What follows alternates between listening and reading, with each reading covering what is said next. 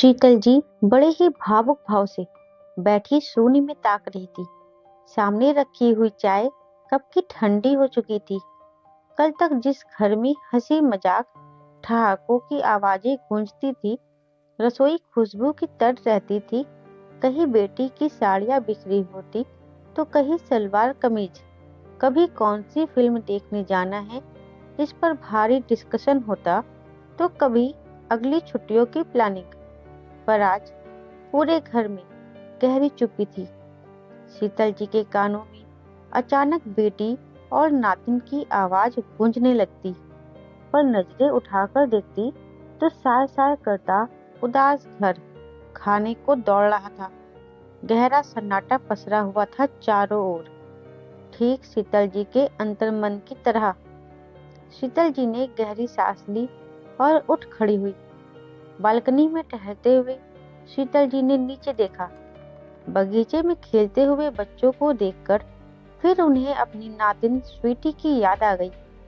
एक हुक सी उठी भीतर से जो उनकी आंखें भिगो गई। बिल्कुल नीरू पर गई है स्वीटी। हाँ, नीरू भी तो इतनी ही थी जब उसकी गोद में आई थी। वक्त पंख लगाए कैसे उड़ जाता है, पता ही नहीं चलता। शीतल जी बालकनी में रखी आराम कुर्सी पर आंखें मूंद कर बैठ गई। इतने में काम वाली कमला आ गई। क्या दीदी, आपने चाय भी नहीं ली? तबीयत तो ठीक है ना आपकी? कमला ने कंधे पर हाथ रखते हुए अपनत्व से पूछा। हाँ हाँ, बिल्कुल ठीक है, शीतल जी अचकचा कर बोली। दूसरी चाय बना दूं दीदी? शीतल जी गहरी सोच में डूबी हुई थी। उसने कोई जवाब नहीं दिया। क्या बात है दीदी, लगता है आपको नीरू की याद आ रही है। कमला वर्षों से शीतल जी के पास काम करती थी, भली भांति जानती थी कि उसके मन में क्या चल रहा है। अरे नहीं री, शीतल जी ने जबरदस्ती मुस्कुराने का प्रयास किया। बेटी तो होती ही पराया धन है। मैं तो खुश हूँ, ऐसा योग्य दामाद और नातिन का सुख लिखा है मेरे भाग्य में। मैं तो अगर दिया लेकर ढूंढती तब भी ऐसा दामाद ना ढूंढ पाती। ये तो नीरू की किस्मत है कि उसे ऐसा होनहार, व्यवहार कुशल, नेक दिल जीवन साथी मिला। चल, थोड़ी सी कॉफी बना दे। कमला को कॉफी का कहकर शीतल जी ने अपने बेडरूम में चली गई। तकिया लेकर लेटी तो बंद आंखों के सामने अतीत चलचित्र की भांति संजीव हो उठा। ये बात तब की है जब मैं बीए फाइनल में थी कि एक दिन पापा ने आकर कहा, कल विशाल के मम्मी पापा आ रहे हैं तुम्हें देखने। शीतल, तुम घर पर ही रहना। अचानक शादी की बात सुनकर मुझे झटका सा लगा। मैं अभी आगे पढ़ना चाहती थी, कुछ बनने की तमन्ना मन में थी, पर जब पापा से कहा तो दो टूक जवाब सुना दिया। देखो शीतल, मैं तुम्हारे कुछ बनने के चक्कर में नहीं पड़ना चाहता। फिर तुम्हारे पीछे छोटी भी तो है। अपनी नौकरी रहते मैं तुम दोनों के हाथ पीले कर देना चाहता हूँ। भगवान ने बेटा तो दिया नहीं। समय रहते मैं अपनी जिम्मेदारियों से मुक्त होना चाहता हूँ। विशाल अच्छे खाते पीते घर का लड़का है। वो तो तुम सुंदर हो इसलिए बात बनी है, वरना उसके घर लड़की वालों की लाइन लगी है। पापा मुझे समझा रहे थे। मेरी आंखों के आगे अंधेरा छा गया। मेरे सपने चूर चूर हो गए थे। बहुत रोई थी उस दिन मैं। मुझे याद आए बचपन के वे दिन जब पापा मुझे राजकुमारी कहकर बुलाया करते थे। हम दो बहनें ही थे, पर पापा ने कभी हमें बेटे से कमतर नहीं माना था। पर आज पापा अक्सर कहते थे, देखना मेरी होनहार बेटियां मेरा नाम दुनिया में रोशन करेंगी। मैं इन्हें आईएएस ऑफिसर बनाऊंगा। लाल बत्ती की गाड़ी में बैठकर जब ये जाएंगी तो दुनिया देखती रह जाएगी। पर मम्मी के जाने के बाद पापा बिल्कुल बदल गए। हमेशा हंसते रहने वाले पापा का स्वभाव चिड़चिड़ा सा हो गया था। उन्हें अपनी जिम्मेदारियों से निवृत्त होने की भी बहुत जल्दी थी। उन्हें लगता, कहीं मेरी भी असमय मौत हो गई तो। शायद ये भय उनके डिप्रेशन का कारण बन गया और लील गया हमारे तमाम सपनों को। मैंने और छोटी बहन ने बहुत कोशिश की, पर पापा को डिप्रेशन से बाहर नहीं निकाल पाए। अब तो घर में वही होता जो पापा कह देते। जिस दिन विशाल अपने मम्मी पापा के साथ मुझे देखने आए, उसी दिन मेरी और विशाल की सगाई तय हो गई और परीक्षाएं खत्म होते ही विवाह। सब कुछ इतना आनंद फानंद में हुआ कि सोचने समझने का मौका ही नहीं मिला। वैसे विशाल मुझे भी पसंद आया। लंबा कद, गौर वर्ण और उसका शायराना अंदाज। अब मेरे सपनों में था विशाल, और सिर्फ विशाल। मेरी पापा से सारी शिकायतें भी रफा दफा हो गई थी। मुझे विशाल से इश्क हो गया था। सच, लड़कियां भी बड़ी अजीब होती हैं। उनकी जिंदगी में इश्क का मौसम आते ही वे सब कुछ ड्रॉप कर देती हैं। सारे सपने, ख्वाहिशें, तमन्नाएं कर देती हैं प्रेम के हवाले। आई एम इन लव, इस एक वाक्य के सहारे वो सब कुछ छोड़कर उस शख्स के साथ उड़ जाती हैं सपनों के रंगीन आसमान में, जिसे कल तक वो जानती तक नहीं थी। एक शख्स के मिलते ही नए सपने परवान चढ़ने लगते हैं। इंद्रधनुषी ख्वाहिशें नए सिरे से जिंदगी की फलसफा तय करने लगती है। पूरी दुनिया को उसी नजर से देखने लगती है जिन आंखों में उसे खुद के लिए प्यार दिखाई देता है। शादी के बाद ठीक ऐसा ही हाल मेरा भी था। विशाल को देखकर दिन शुरू होता तो विशाल की बाहों में रात। मैं वही पहनती जो विशाल को पसंद था। मैं वही करती जो विशाल को पसंद आए। मेरी सोच विचार सब पर विशाल का कब्जा था। विशाल के प्यार का जादू मेरे सर चढ़कर बोल रहा था। मेरी जिंदगी विशाल से शुरू होकर उसके आगे पीछे लट्टू की तरह नाच रही थी। शादी के महीने भर बाद हम हनीमून मनाने गोवा चले गए। गुलाबी सुबह, सुहानी शाम, समंदर की लहरें, खुशनुमा माहौल, पींगे भरता इश्क, गाली रेत पर निशान छोड़ते कदम, बाहों में बाहें और आंखों में आंखें डाले एक दूसरे का साथ। लेकिन इन सब के बीच कुछ ऐसा था जो मुझे हलवे के बीच किरकिरी का एहसास करवा रहा था। हनीमून के दौरान मैं समझ गई थी कि विशाल को काफी गुस्सा आता है। एक तरफ उसकी जिंदा दिली मन मोह लेती, तो दूसरी तरफ उसका गुस्सा मेरे सारे अरमानों पर पानी फेर देता। बात बात पर रोकना टोकना विशाल की आदत थी। पर मैं तोला पर मैं माशा। विशाल का बर्ताव मेरे सामने बहुत ही प्रश्न चिन्ह छोड़ रहे थे। पर किससे कहती, क्या कहती? 10 दिन गोवा में बिताकर हम लखनऊ लौट आए थे। धीरे धीरे मेरी समझ में आ गया था कि विशाल जिद्दी, क्रोधी और गुस्सैल स्वभाव वाला मनमौजी इंसान था। उसके लिए वही सही था जो उसने कहा। किसी और की बात सुनना मानना उसे गवारा नहीं था। मैं सब कुछ जान गई थी, पर मैंने सोचा मैं अपने प्यार से विशाल की बुराइयों को अच्छाई में बदल दूंगी।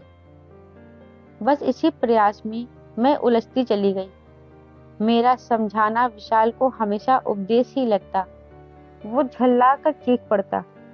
संयुक्त परिवार में मुझे सबके सामने बार बार अपमानित होना पड़ता। मेरी टीस मेरी आंखों से पानी बनकर बरसती, पर इससे कहाँ कुछ बदलने वाला था। दीदी कॉफी, कमला ने लाइट जलाते हुए कहा। बाहर गहरा अंधेरा हुआ हो गया था, ठीक मेरे जीवन में छाए अंधेरे की तरह। पर रात को जो चंद्रमा आलोकित करता है, नीरू भी रोशनी बनकर आई थी मेरी जिंदगी में। कॉफी पीते हुए यादों के पन्ने फिर फड़फड़ाने लगे थे मेरे सामने।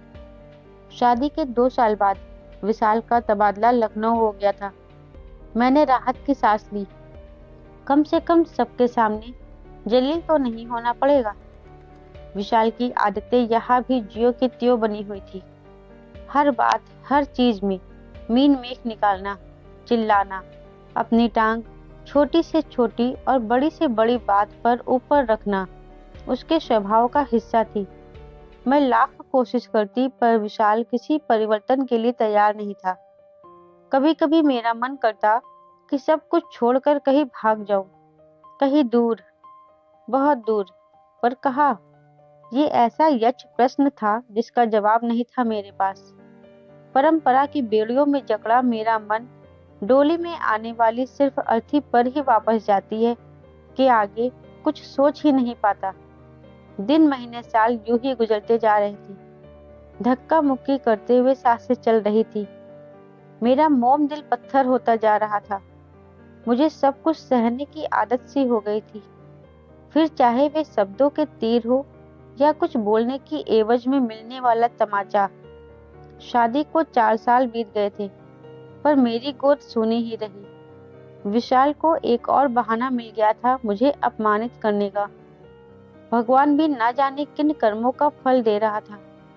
डॉक्टर ने तो सब कुछ नॉर्मल ही कहा था, पर हारे हुए जुआरी की तरह चुप रहना ही मेरी नियति बन गई थी।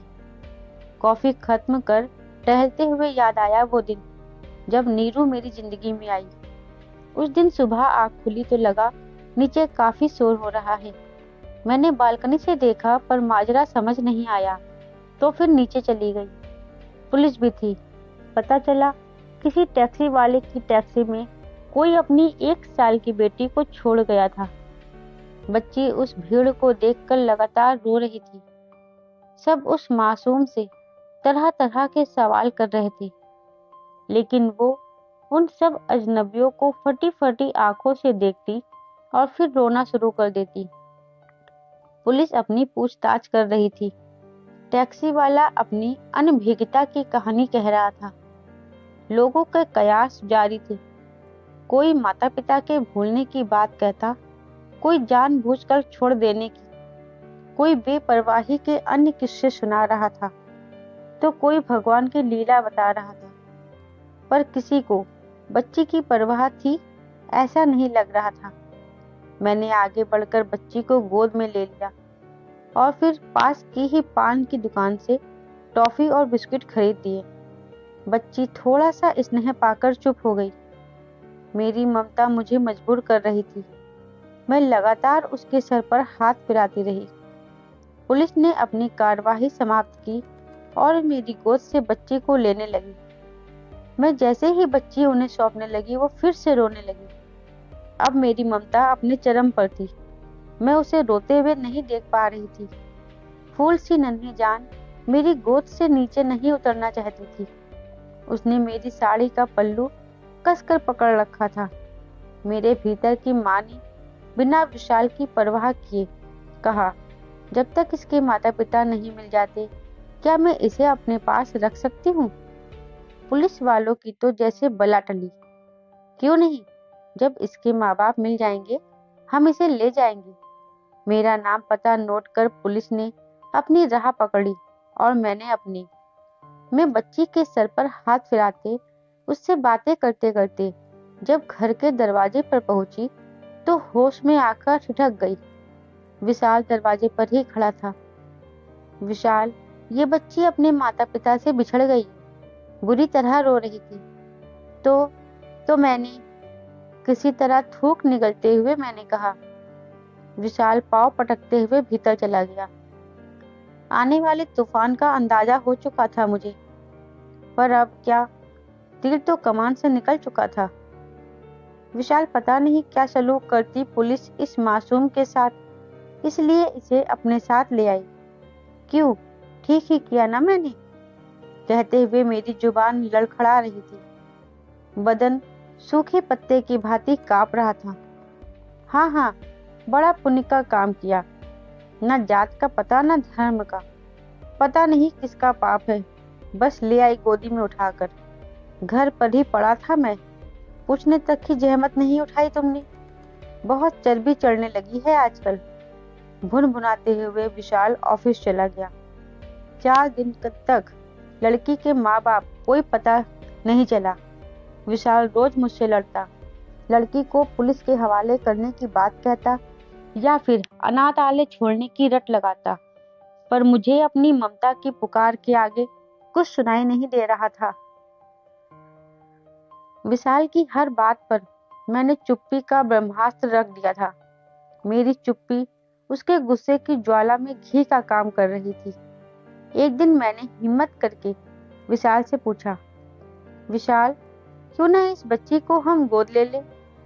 प्लीज विशाल, मना मत करना। बिफर गया था विशाल। मेरी बात सुनकर। जाने कितनी जली कटी बातें सुनाई थी उसने मुझे। और फिर अपना फैसला सुनाते हुए बोला, देखो शीतल, किसी और के पाप को मैं अपने गले की घंटी हरगिज नहीं बना सकता। मैं 3 दिन के लिए कंपनी के काम से बाहर जा रहा हूँ। जब वापस आऊं तो ये पाप का लोथड़ा मुझे यहाँ दिखाई नहीं देना चाहिए, वरना ऊपर से नीचे फेंक दूंगा। दहाड़ता हुआ विशाल चला गया।